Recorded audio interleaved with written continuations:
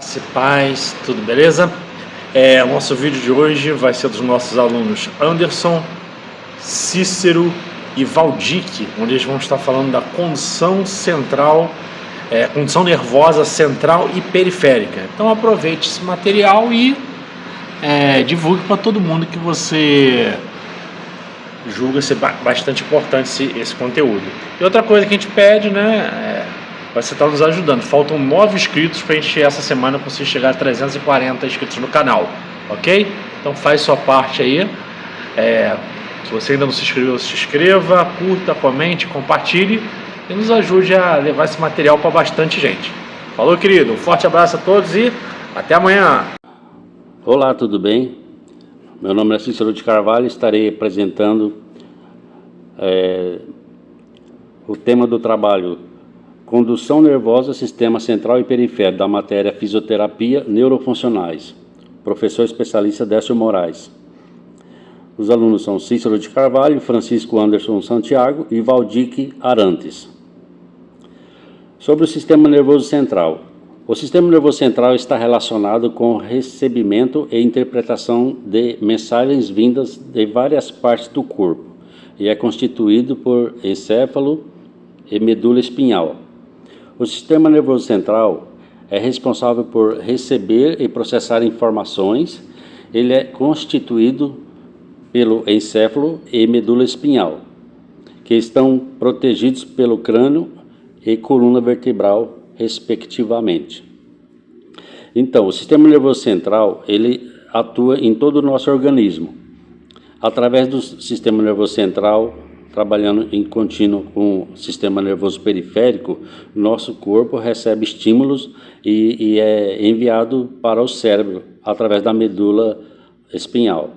Nisso nós sentimos tanto as pressões atmosféricas, como também tato, calor, Tudo isso é responsável através do sistema nervoso central, que trabalha intermeio ao sistema nervoso periférico, que estaremos falando mais à frente.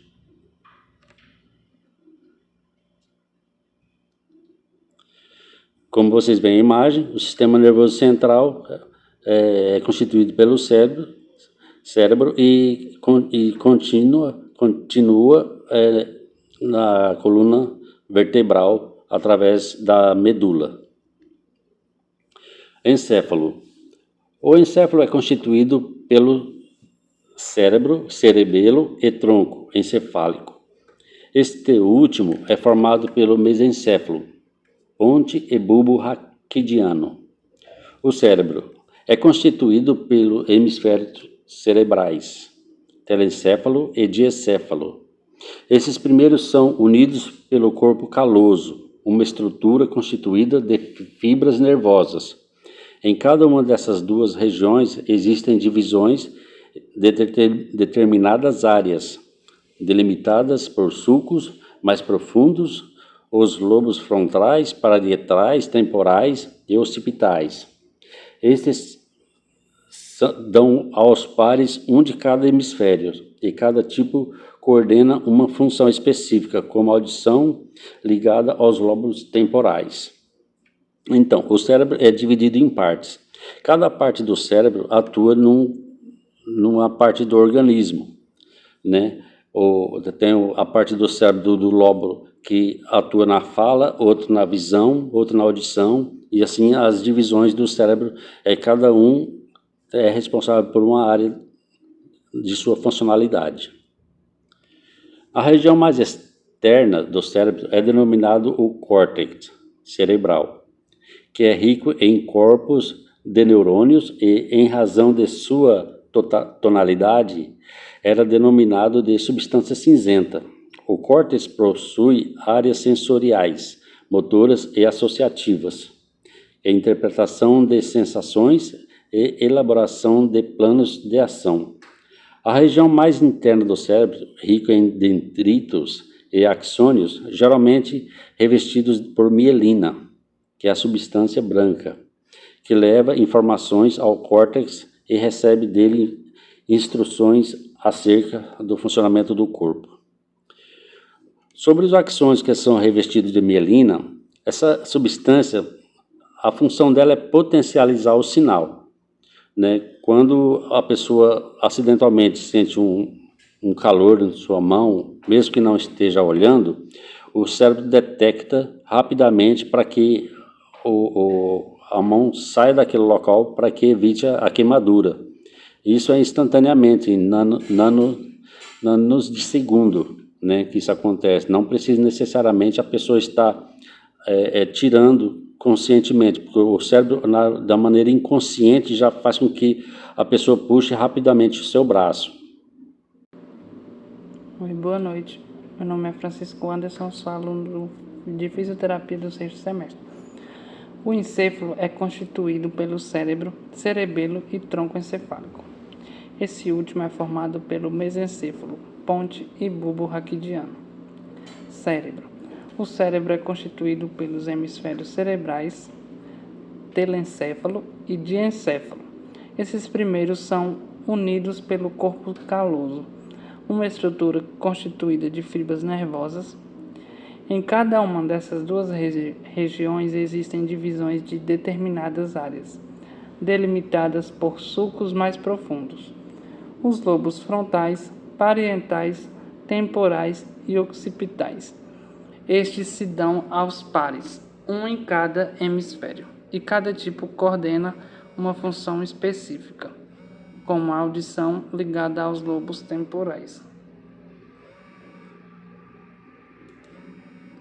A região mais externa do cérebro é denominada de córtex cerebral, que é rico em corpos de neurônios e, em razão de sua tonalidade, era denominado de substância cinzenta.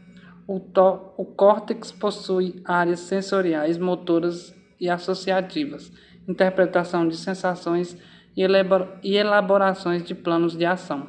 A região mais interna do cérebro, rica em dendritos e axônios, geralmente revestidos por mielina, é a substância branca, que leva informações ao córtex e recebe dele instruções acerca do funcionamento do corpo. As mensagens sensoriais, exceto olfativas, passam antes pelo tálamo. Outra estrutura localizada sob o tálamo é o hipotálamo, que ativa glândulas produtoras de hormônios e exerce um papel muito importante em relação à homeostase do organismo.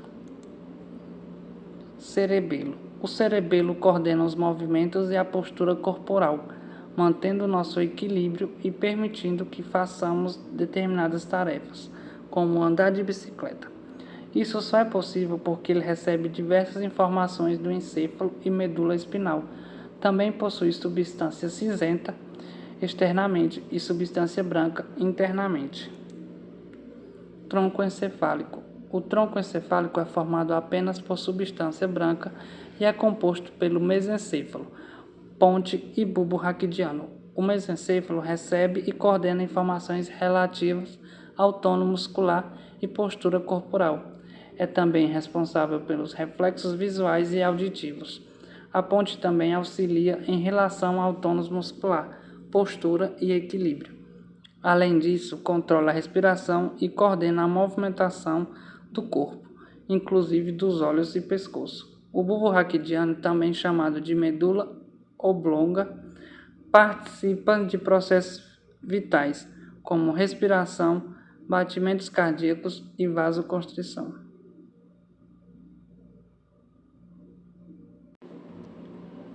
Medula. A medula espinal localiza-se em nossas vértebras, na região onde elas são perfuradas. Ao contrário do cérebro e cerebelo, a camada cinzenta da medula encontra-se mais internamente que a camada branca. Ela é quem recebe primeiramente as informações transmitidas pelas mais diferentes regiões do corpo.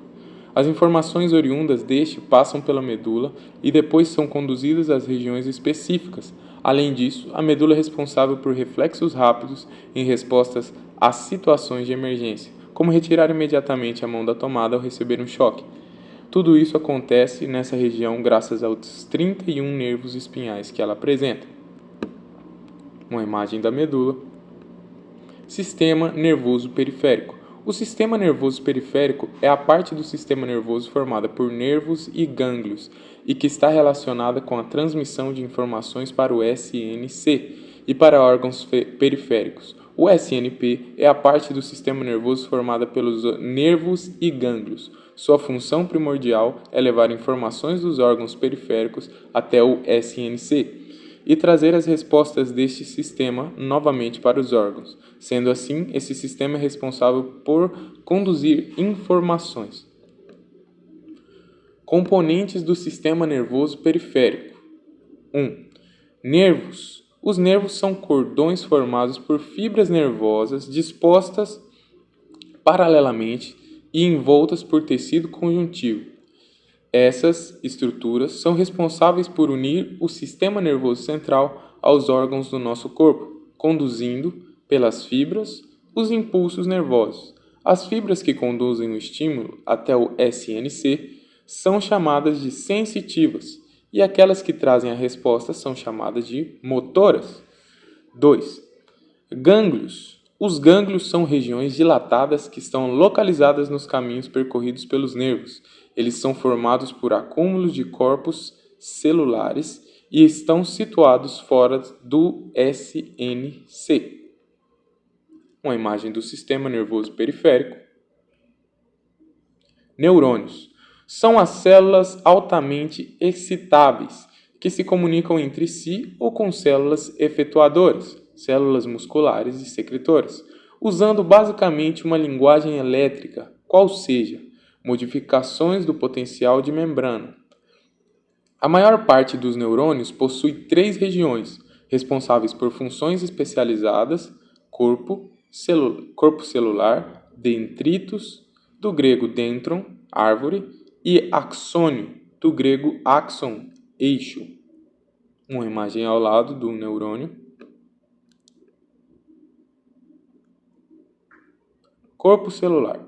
Contém núcleo e citoplasma, com as organelas citoplasmáticas usualmente encontradas em outras células. O núcleo é geralmente vesiculoso, com um ou mais núcleos evidentes, mas encontram-se também neurônios com núcleos densos, como é o caso dos núcleos dos grânulos do córtex cerebelar. O citoplasma do corpo celular recebe o nome de pericárdio. Dendritos. Geralmente são curtos, de alguns micrômetros e alguns milímetros de comprimento.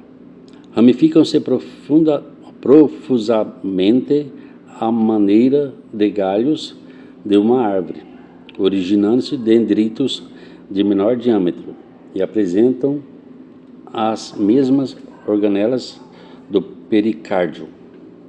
Os dendritos são especializados em receber estímulos, traduzindo-os em alterações do potencial de repouso da membrana que se propagam em direção ao corpo do neurônio e deste em direção ao cônico de implantação do axônio. Então, os dendritos, eles se comunicam, geralmente são extremidades de cada axônio, né? Os neurônios têm a parte dos axônios e os dendritos, eles se comunicam entre eles através de química, né? Na ponta dos dendritos há uma substância assim, dopamina, dependendo do estímulo que a pessoa está recebendo naquele momento, tem vários neuroreceptores, né, que são, na verdade, substâncias químicas com noradrenalina, dopamina, né, várias substâncias químicas, e eles fazem todo esse processo de comunicação entre eles. O axônio.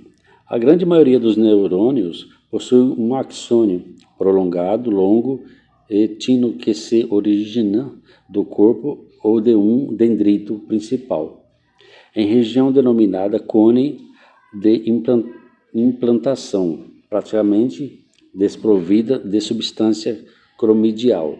O axônio apresenta comprimento muito variável, dependendo do tipo de neurônio, podendo ter na espécie humana de alguns milímetros a mais de 1 metro, como os axônios de medula inervam o pé.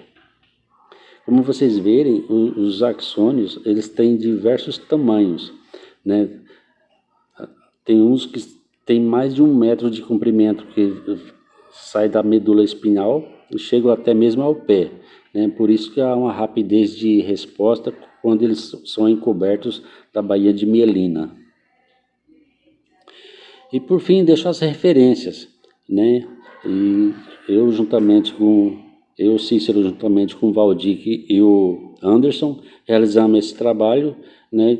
E agradecemos ao nosso professor, especialista Décio Moraes, que nos tem homenageado com essa matéria.